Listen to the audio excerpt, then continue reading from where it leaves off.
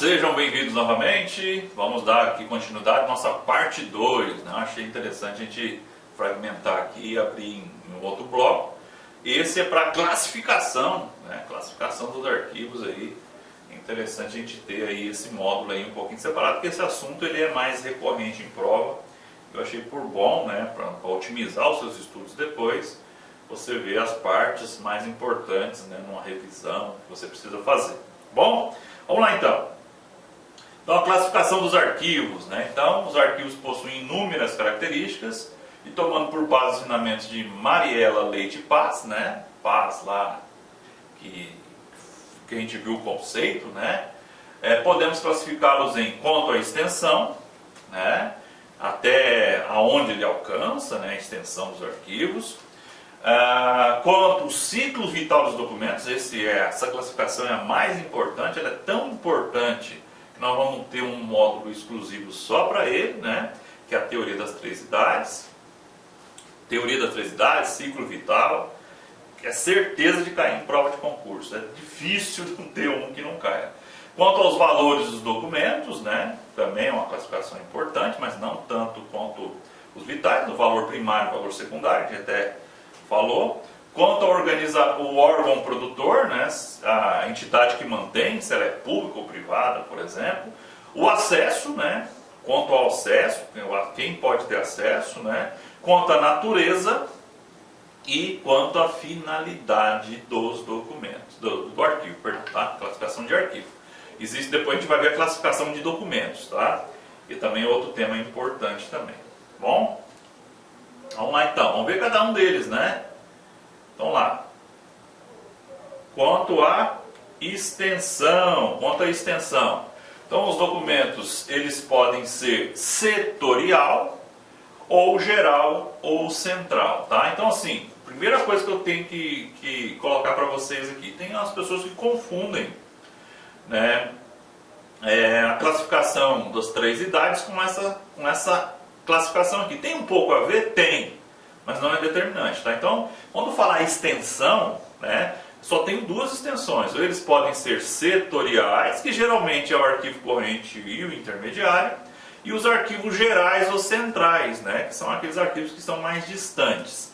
Então, uma coisa que você precisa guardar aqui, o arquivo setorial é aquele que está mais próximo de quem produziu ou quem tem a guarda desse documento, e os arquivos gerais ou centrais são aqueles arquivos em que o acesso, para mim, é mais distante, né? Porque eu não preciso utilizá-lo a qualquer momento, né? Então, o setorial ele é mais próximo e o geral central ele é mais longe, né? Ele pode ser mais longe, inclusive em outro prédio, em outra instituição, por exemplo, tá? Então, vamos lá. O setorial são arquivos originados em um setor determinado da instituição, cumprindo a função de um arquivo corrente, por exemplo, tá? Eu incluiria também um intermediário.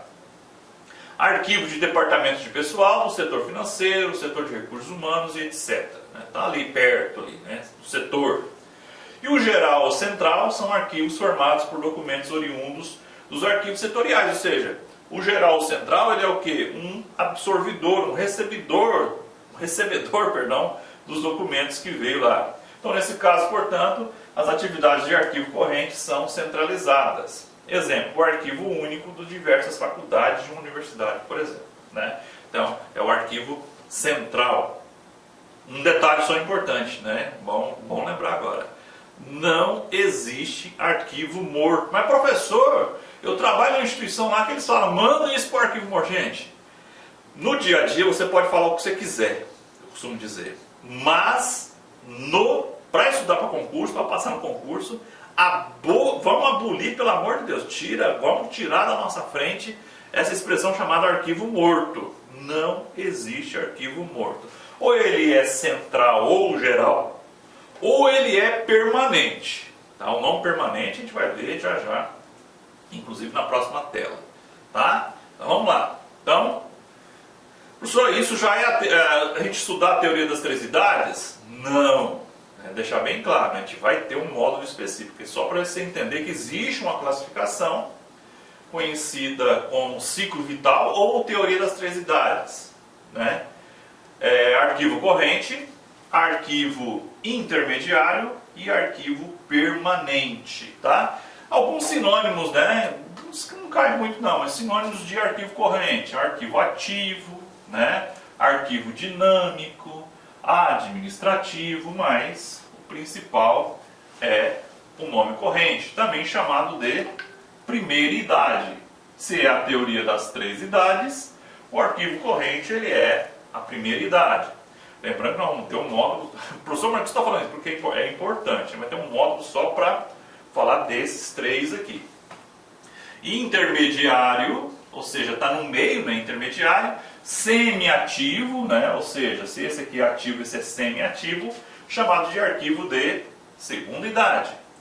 E o arquivo permanente, né, que é a terceira idade, também chamado de arquivo histórico, né? Então, se um documento for considerado histórico, cultural, ele vai para o arquivo permanente, ó.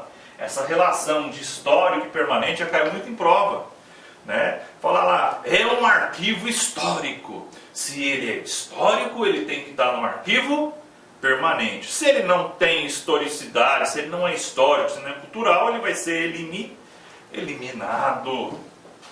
Muito bem. Então, essa é a classificação quanto o ciclo vital, tá? E é tão importante, nós vamos ter um módulo específico dele.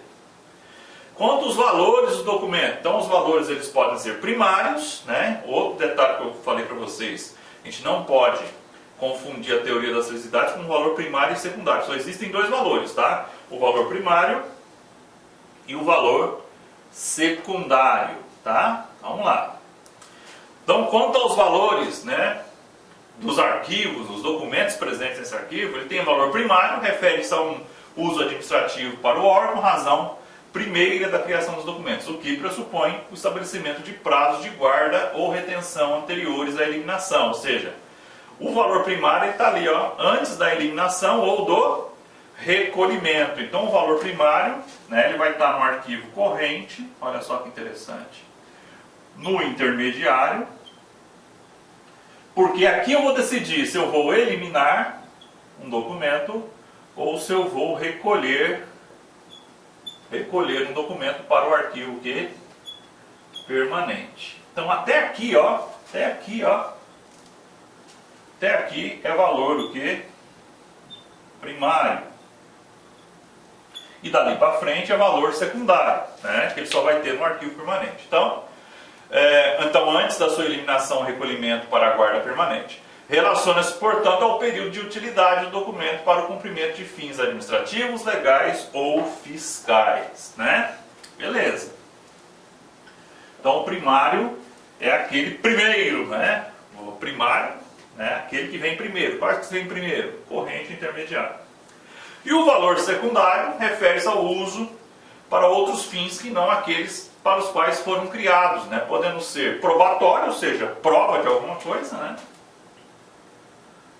Quando comprova a existência ou funcionamento e as ações da instituição, ou informativo, quando contém informações essenciais sobre matérias ao que a organização lida para fins de estudo ou pesquisa, ou também um valor o quê?